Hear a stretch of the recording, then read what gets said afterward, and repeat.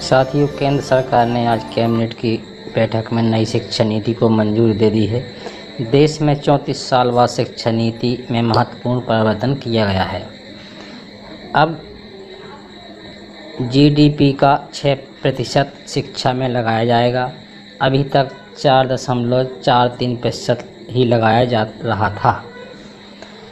तो दोस्तों, यदि आप यह चैनल पहली बार देख रहे हैं तो चैनल को सब्सक्राइब ज़रूर कर दें और घंटी को भी दबा दें, ताकि आपको इसी तरह के ताज़ा जानकारी के वीडियो का नोटिफिकेशन मिलता रहे।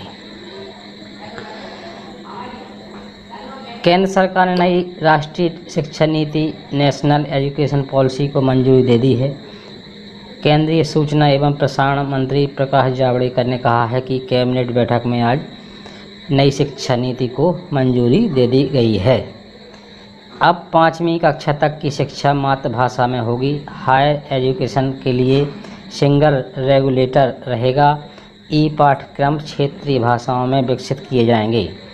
बोर्ड परीक्षा के महत्व को कम किया जाएगा।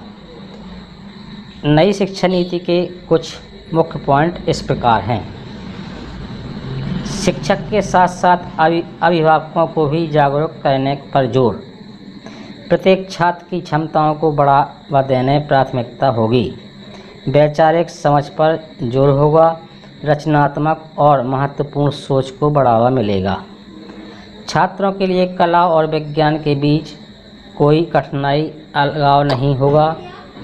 नैतिकता संवैधानिक मूल पाठ्यक्रम का मुख्य हिस्सा होगी। 2040 तक सभी उच्च शिक्षा संस्थानों को मल्टी सब्जेक्ट इंस्टीट्यूशन बनाना होगा, जिसमें 3000 से अधिक छात्र होंगे। 2030 तक हर जिले में या उसके पास कम से कम एक बड़ा मल्टी सब्जेक्ट हाई इंस्टीट्यूट होगा।